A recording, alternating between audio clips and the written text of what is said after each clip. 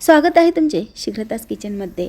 नारळी पौर्णिमा विशेष आपण ओल्या नारळाच्या खुसखुशीत करंज्या इथे बनवलेल्या आहेत। अगदी नवशिक्या मैत्रिणींना सुद्धा ही करंजी परफेक्ट जमणार आहे आणि तेलकट होणार नाही, करंजी मऊ सुद्धा पडणार नाही। या पद्धतीने तुम्ही नक्की करून पहा। खूप ट्रिक व टिप्स सहित ही रेसिपी शेअर केलेली आहे, त्यामुळे लाईक आत्ताच करा। सारण कडक होणार नाही, करंजी तेलामध्ये फुटणार नाही आणि पहा भरगच्च सारण असणारी ही करंजी खायला अतिशय चविष्ट आणि स्वादिष्ट झालेली आहे। तर करंजी बनवण्यासाठी पहा, 1 वाटी मी मैदा घेतलेला आहे, तो आपल्याला आता चाळून घ्यायचा आहे। तुम्ही अगदी याच प्रमाणात गव्हाच्या पिठाच्या सुद्धा करू शकता।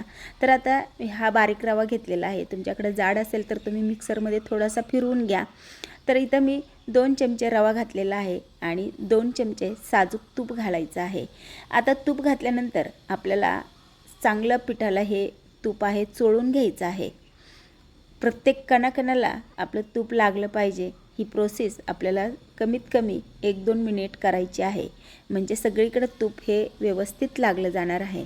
आणि पहा या पद्धतीने मस्तपैकी मुटका तयार होतो। आणि आता थोडं थोडं पाणी करत आपल्याला हे पीठ असं चपातीप्रमाणे मळून घ्यायचं आहे। जास्त घट्ट नको, कारण यामध्ये रवा घातलेला आहे आणि तो भिजल्यानंतर आणखी घट्ट पीठ होईल।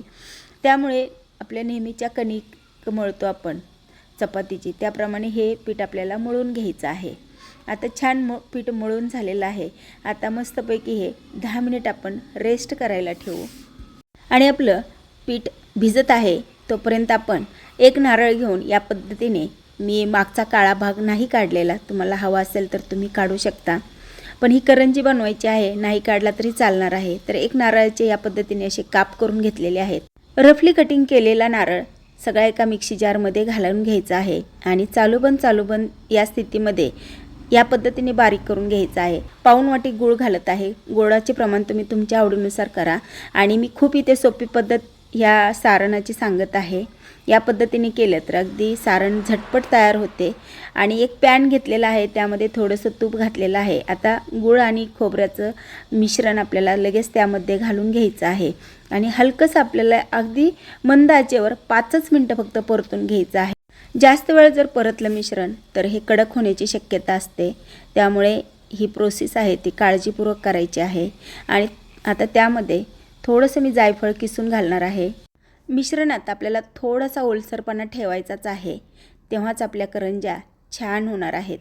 आणि आता मी गॅस बंद केलेला आहे। मिश्रण आपलं व्यवस्थित परतून घेतलेलं आहे आणि लगेच हे मिश्रण आहे ते आपल्याला थंड करून घ्यायचं आहे आणि थंड झाल्यानंतरच आपल्याला याच्या करंज्या करायच्या आहेत।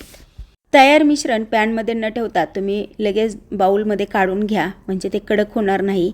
आणि आता आपलं पीठसुद्धा छान भिजलेलं आहे, रवा मस्तपैकी फुललेला आहे। तुम्हाला ज्या आकाराची करंजी हवी आहे तितका गोळा घ्या आणि या पद्धतीने अगदी पीठ लावूनसुद्धा तुम्ही लाटू शकता, पटकन लाटलं जातं। आणि मी आता ही करंजी आहे ती साच्यामध्ये करत आहे, यामुळे आपल्या करंज्या आहेत त्या एका आकाराच्या आणि एकसारख्या तयार होणार आहेत। लहान मोठी अशी साईज होणार नाही, यामुळे मी इथे साच्याने करंज्या सर्व करून घेणार आहे आणि आपलं कामसुद्धा झटपट होणार आहे। तर भरपूर सारण घालून पहा या पद्धतीने मी साच्यामध्ये करंजी केलेली आहे। आता एवढ्या मिश्रणात आपल्या 10 ते 12 करंज्या आरामात तयार होतात आणि या पद्धतीने मी सगळ्या करंज्या ह्या करून घेतलेल्या आहेत। लोखंडी कढईमध्ये तेल तापत ठेवलेलं आहे आणि मस्तपैकी तेल आपलं तापलेलं आहे।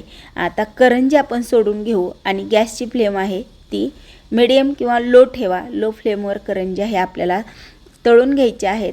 हाय फ्लेमवर तुम्ही पटापट करंज्या तळल्या तर त्या लक्षात घ्या मऊ पडणार आहेत, खुसखुशीतपणा त्या करंजीला येणार नाही। त्यामुळे घाई न करता आपल्याला मीडियम फ्लेमवरती ह्या करंज्या सोनेरी कलरवरती तळून घ्यायच्या आहेत। आणि किती सुंदर झालेल्या आहेत पहा, अशा टम फुगलेल्या आहेत। आणि विशेष म्हणजे करंजी आपली एकही तेलामध्ये फुटत नाही, अगदी पटापट एकदा तेल तापलं आणि मीडियम गॅसची फ्लेम केली की पटपट करंज्या अगदी 7 ते 8 मिनिटात तळून होतात। आणि या कलरवरती सर्व करंज्या ह्या तळून घेतलेल्या आहेत आणि मस्तपैकी घरामध्ये सुगंध सुटलेला आहे. आता गौरी गणपतीचे सुद्धा दिवस येणार आहेत, तर या पद्धतीने तुम्ही गौरी गणपतीला सुद्धा अशा करंजीचा नैवेद्य करू शकता. या कलरवरती सर्व करंज्या हे मी तळून घेतलेल्या आहेत आणि ही करंजी आहे ती 10-12 दिवस आरामात राहते.